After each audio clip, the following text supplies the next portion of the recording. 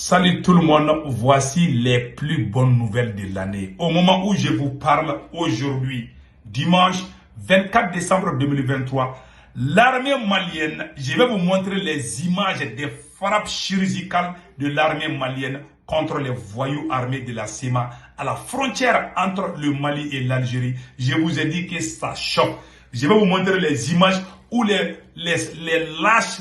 lâches criminels mercenaires de la CEMA sont en train de fuir à pied. Ils ont abandonné leur voiture, ils ont abandonné leur moto, ils ont abandonné même leurs chaussures, ils sont à pied. Voilà les images que je vais vous montrer dans peu de temps. Ça, c'est la première bonne nouvelle. Au même moment aussi, les frappes chirurgicales contre les terroristes sont en cours à Bandiakara.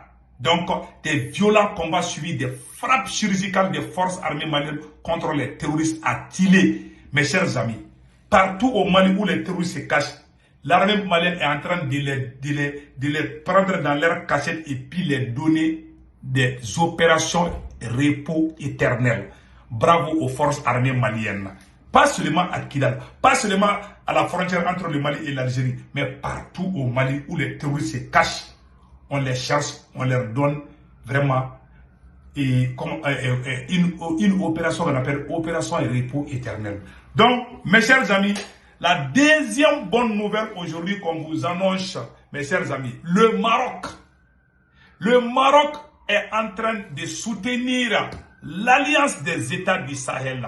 Le Maroc se dit prêt à collaborer avec l'AES. Je vous ai dit que l'AES va dépasser la CEDEAO.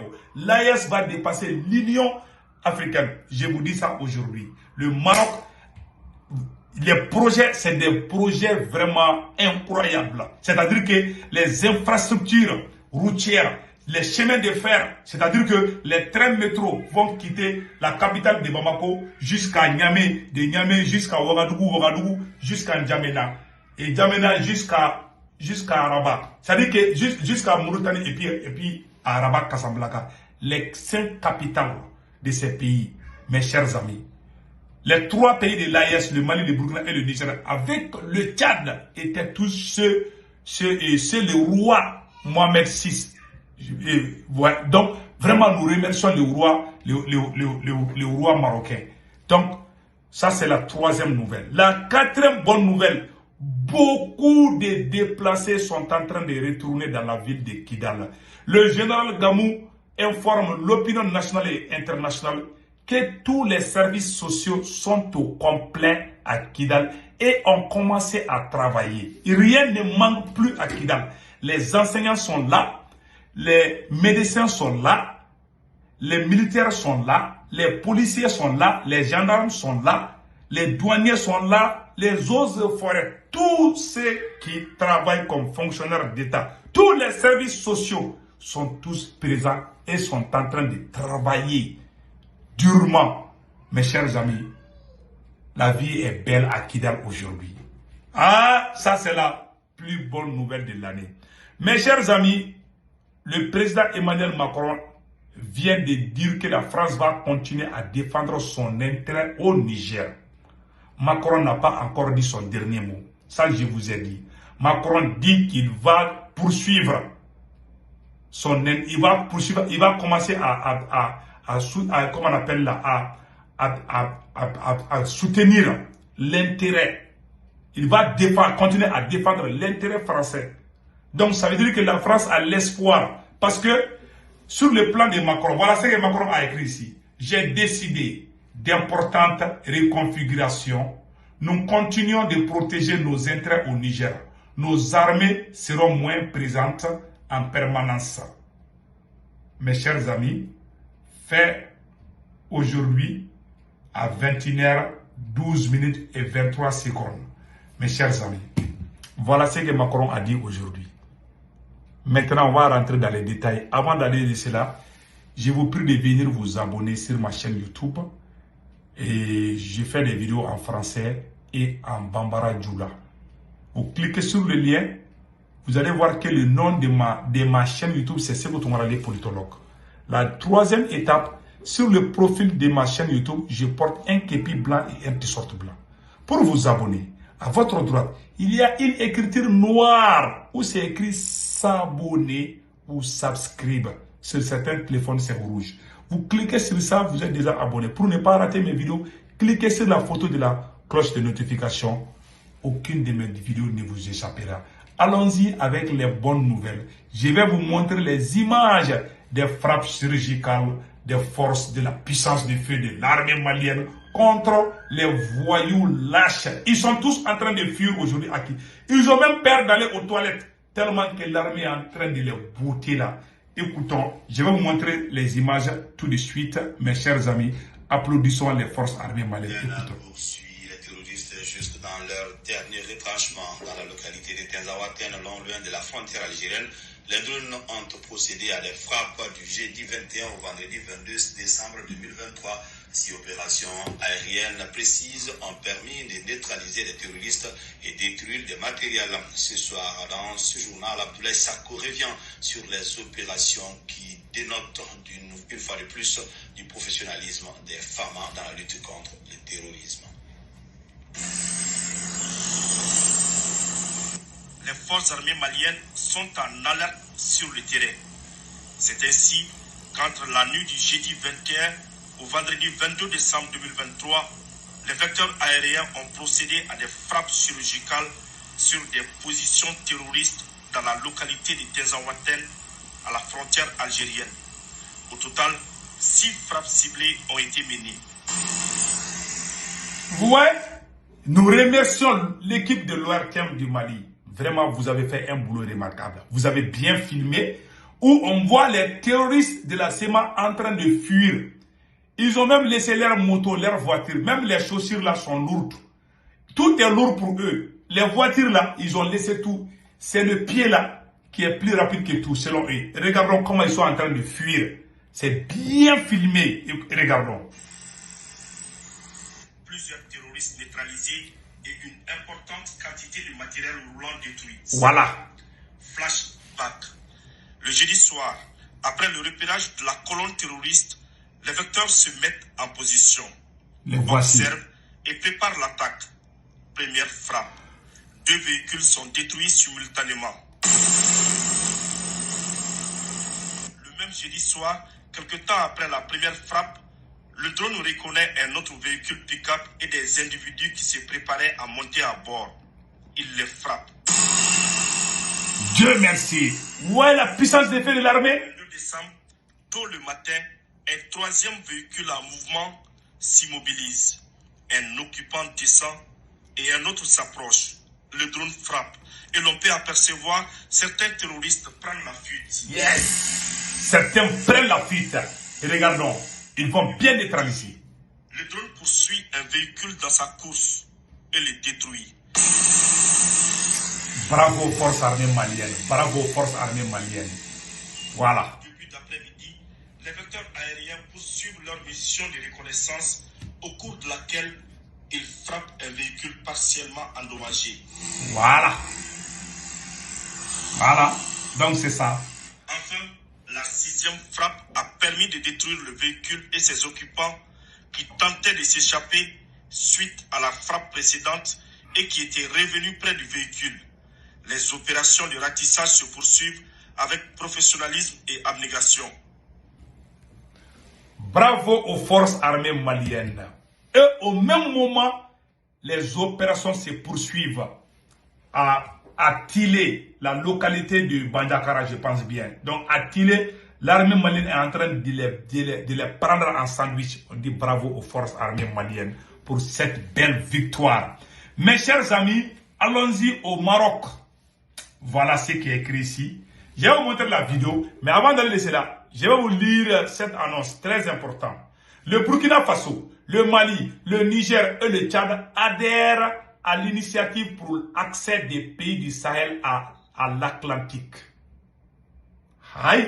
Une réunion de coordination a réuni aujourd'hui les chefs de la diplomatie de ces 4 pays à Marrakech, au Maroc. L'initiative proposée par le Maroc en novembre vise à enclencher une dynamique favorable au développement et transformer substantiellement l'économie de ces pays, a indiqué l'Alliance des États du Sahel sur les réseaux sociaux. Je vais vous montrer aussi les images vraiment qui va vous plaire beaucoup. Donc, allons-y. Nous sommes actuellement au Maroc. Quelles sont les grandes décisions de cette réunion ministérielle? D'abord, faut-il le rappeler, ont pris part à cette réunion les ministres en charge des affaires étrangères du Burkina Faso, du Mali, du Niger et du Tchad. Au terme de cette réunion, les ministres ont exprimé leur gratitude à Sa Majesté le roi Mohamed VI pour cette initiative et pour l'offre du royaume du Maroc de mettre à la disposition des États du Sahel ces infrastructures routières, portuaires et ferroviaires en vue de renforcer leur participation au commerce international. Les ministres ont également exprimé l'adhésion de leur pays à cette initiative de portée régionale et internationale. Ils ont convenu de créer une task force nationale dans chaque pays pour préparer et proposer les modalités d'opérationnalisation de cette initiative. Ils ont souligné l'importance stratégique de cette initiative qui s'inscrit dans le cadre des mesures de solidarité agissantes de Sa Majesté le roi Mohamed VI envers les pays africains frères en général et du Sahel en particulier, qui offrent de grandes opportunités pour la transformation économique de l'ensemble de la région, en ce qu'elle contribuera donc à l'accélération de la connectivité régionale et des flux commerciaux et à la prospérité partagée dans la région du Sahel. Ils ont également salué l'approche inclusive et participative en vue de la concrétisation de cette initiative et affirmé leur ambition commune de consolider les relations de coopération à travers des partenariats conjoints multisectoriels, structurants et novateurs,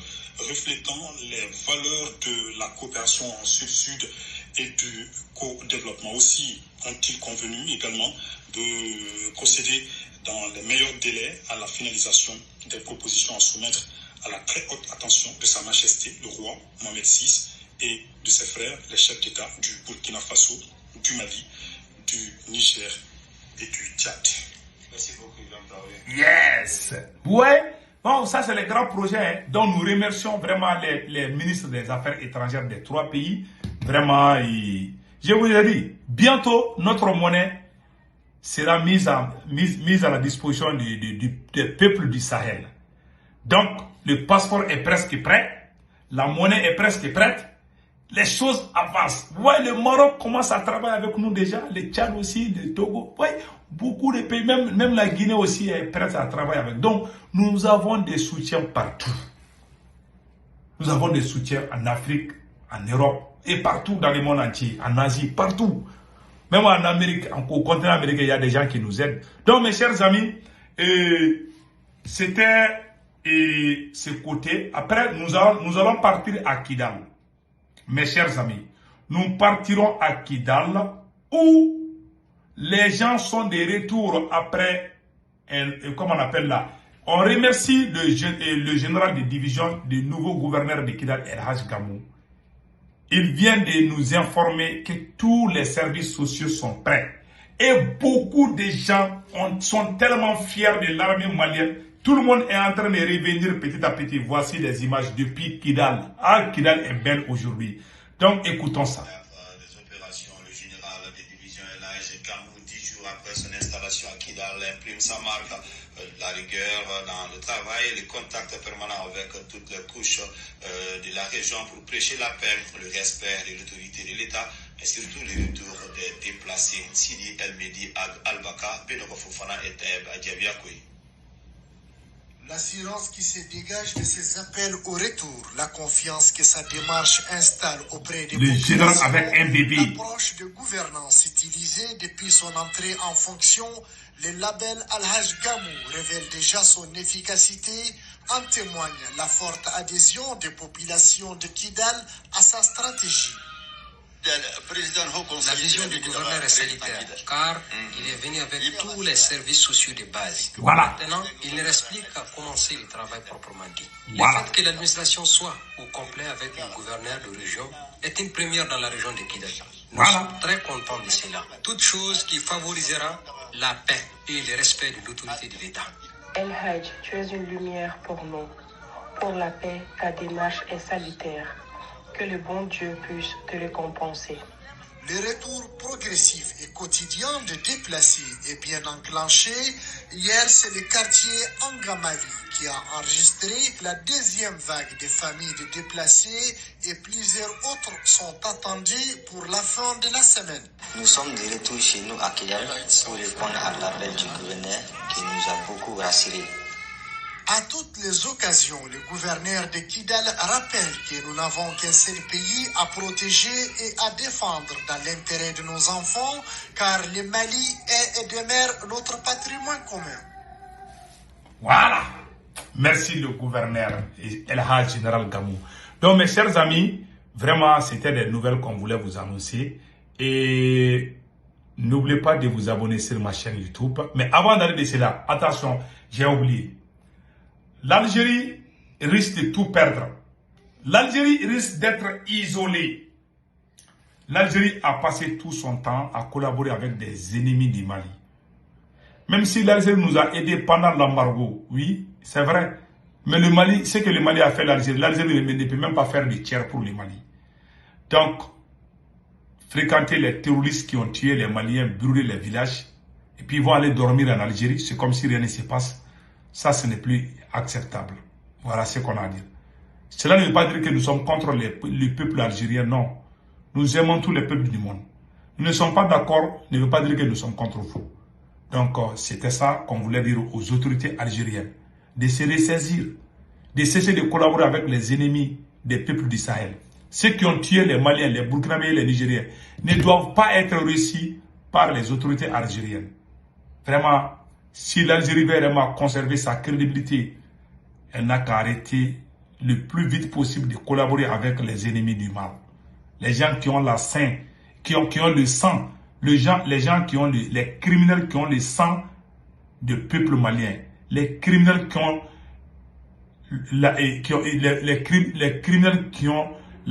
comment on appelle là, le sang dans leur main, le sang burkinabé dans leur main, le sang nigérien dans leur main, ne doivent pas être reçus par les autorités algériennes.